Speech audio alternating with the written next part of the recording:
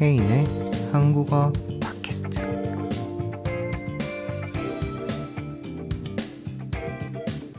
안녕하세요 여러분, 자연스러운 한국어로 방송을 하는 혜인 팟캐스트입니다. 오늘도 실제 한국인이 쓰는 한국어처럼 대화 형식으로 팟캐스트를 진행해 볼까 합니다. 요 며칠 전에 제가 심하게 감기에 걸렸었어요. 약도 엄청 많이 먹고 한 3일 동안 계속 누워 있었더니 정말 답답하고 모든 것이 불편했습니다. 건강관리를 정말 잘해야겠다 라고 새해부터 그런 생각이 들더라고요. 여러분들은 꼭 감기 조심하시고요. 잘 때 꼭 따뜻한 차 한 잔 정도는 마시고 잠에 든다면 분명 도움이 될 것 같습니다. 네, 오늘도 팟캐스트 끝까지 고정해 주실 거죠? 그럼 신나게 한번 달려가 보겠습니다.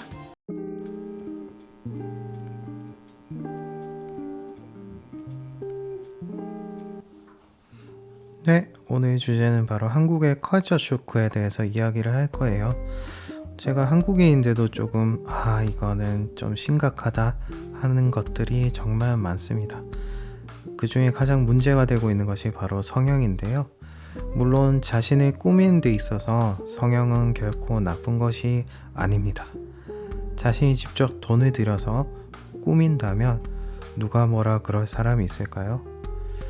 있다면 욕을 하는 그 사람이 문제지 않을까 생각이 듭니다. 저희 한국이 아무래도 외모 지상주의가 조금 심한 나라잖아요. 본인의 외적인 모습에 신경을 엄청 많이 쓰기도 하고 남들 눈에 나는 좀 잘 나가는 사람이야 라는 잘 나가고 싶은 그런 인식이 매우 강하기 때문에 사회적으로 많이 퍼져 있는 느낌이라고 해야 될까요? 혹시 노래 중에도 그런 노래 있잖아요. 내가 제일 잘 나가. 죄송합니다. 혹시 이 노래 들어보셨나요? 21이라는 그룹의 노래인데 이 노래도 역시 아무래도 한국인이 그만큼 외적인 모습에 신경을 많이 쓰는 것에 있어서 이런 노래가 탄생이 되지 않았나 생각이 듭니다. 실제로 요즘은 한국뿐만 아니라 성형을 많이 하는 나라가 많죠. 일본도 그렇고 태국도 그렇고 중국 많습니다. 그러나 가장 대표적인 성형의 나라가 있다면 그 중심에는 단연 한국이 제일 압도적이지 않나 생각이 들어요. 요즘에 한국은 쌍꺼풀 수술은 기본이에요. 그래서 많은 대학생 분들도 그렇고 성인 분들도 그렇고 눈 수술을 엄청 많이 합니다. 저 혜인이는 성형을 하고 싶냐? 라고 물어본다면 딱히 제 귀여운 얼굴이 죄송합니다. 저는 마음에 들어서 굳이 하나를 꼽자면 코가 그렇게 높진 않은 것 같아요. 마음에 안 든다 이런 건 아닌데 보통인데 조금 더 이렇게 남성적으로 높아진다면 매력이 어필이 되지 않을까. 그렇지만 제 외모가 저는 마음에 들기 때문에 원래 자신을 사랑해야지 또 자존감이 올라가는 거거든요. 여러분들도 여러분들을 사랑하십시오. 네. 어찌됐든 과도한 성형을 하게 된다면 심리적으로 많이 힘들어질 것 같아요.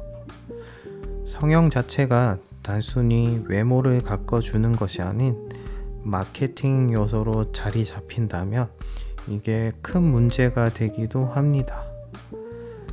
한국의 성형 문제는 단순히 미용적인 관점에서 벗어나 사회적, 문화적, 심리적 측면에서 매우 중요한 이슈예요. 성형이 대중화되면서 미적 기준이 지나치게 강조되고 외모 지상주의가 만연한 사회에서는 사람들이 성형을 선택하는 이유가 복잡하고 다각적입니다. 그러나 성형을 둘러싸인 윤리적, 정신적 문제들도 크기 때문에 이를 해결하기 위한 사회적 논의와 균형 잡힌 접근이 필요하기도 하겠죠. 네, 다음 두 번째로 충격적인 문제는 한국의 전세 사기예요. 저 혜인이는 다행히도 전세 사기를 당해본 적이 없는데요. 저는 호주, 일본, 중국 다양한 나라에 살았었고 한국에서도 자취를 해봤지만 대부분 월세로 방값을 지불했기 때문에 전세라는 개념을 아직 정확히 파악하지 못하고 있습니다. 잘 모르는 우리 해외 친구들을 위해서 조금 쉽게 설명하자면 전세는 저희가 한 2년 정도 계약을 한다고 친다면 2천만 원, 많게는 1억까지 다양합니다. 보증금이라는 것을 방 주인한테 지불해요. 이것을 대가로 방을 구했던 사람은 방 주인한테 돈을 지불하고 들어와서 살게 되는 그런 시스템인데요. 무척 이해하기 쉽죠. 네. 그래서 전세 사기라는 것이 단순하게 설명한다면 방 주인에게 보증금을 돌려받지 못하는 사기를 당하는 거죠. 그러면 그대로 그 집에 살고 넘겨주지 않으면 되는 것 아니냐라고 생각할 수 있지만 그 집주인이 진짜 그 집의 집주인이 아니었던 거죠. 가짜 집주인이었던 거죠. 거의 저희가 주로 이제 영화에서 보는 서스펜스 반전 영화보다 더 무서운 결말이지 않나 생각이 들 정도인데요. 그래서 그 사기를 당하시는 분들은 심리적으로 굉장히 큰 고통을 받고 있기도 합니다. 해결을 하려고 해도 쉽지가 않아요. 저희가 하루하루 일을 해도 시간이 너무 빠듯하잖아요. 근데 그 사기를 당한 문제들까지 해결을 하러 다녀야 되니까 이러한 충격적인 이제 문제들이 한국에서는 많이 일어나고 있습니다.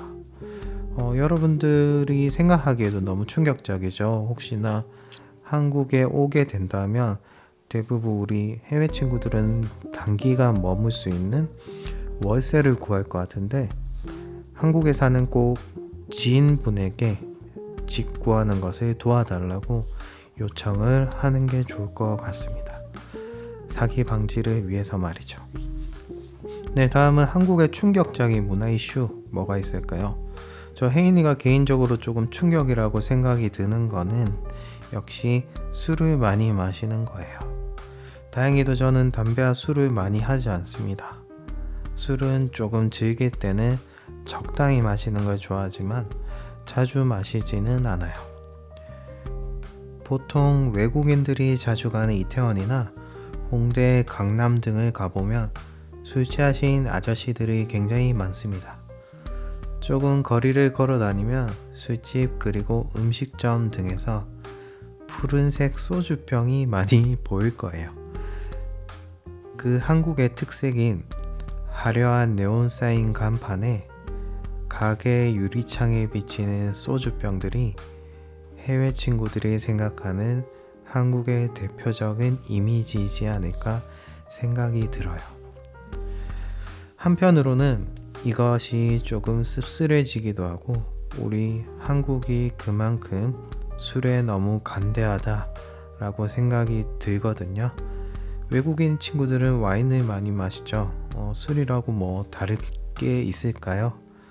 술 자체는 그리 나쁜 것이 아니지만 무엇이든 중독이 된다면 몸에 굉장히 해롭겠죠. 저는 조금 외람되지만 요즘 밀가루를 끊으려고 노력을 해요.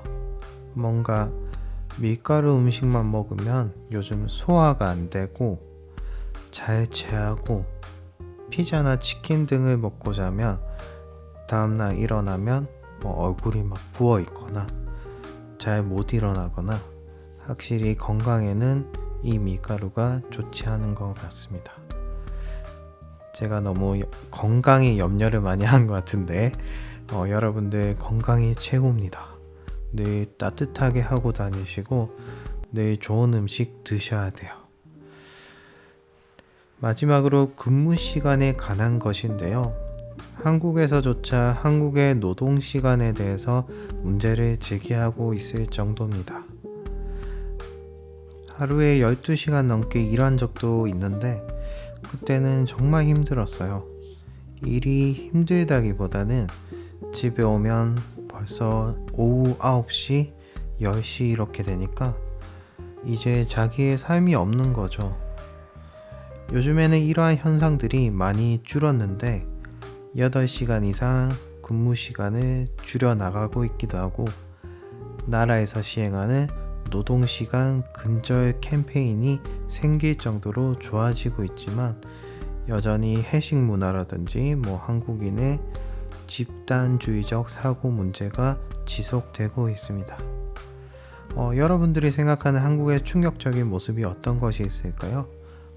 여러 가지 외모, 학벌 중심, 종교, 많은 문제들을 알고 있을지도 모르겠네요. 댓글을 달아주시면 더욱더 팟캐스트 주제를 선정하는데 도움이 많이 될 것 같습니다. 네, 오늘 혜인의 팟캐스트 여기까지 마무리하겠습니다. 여러분들 감기 조심하시고요. 다음 시간에도 더 재밌는 주제로 들고 올게요. 이상 혜인이었습니다.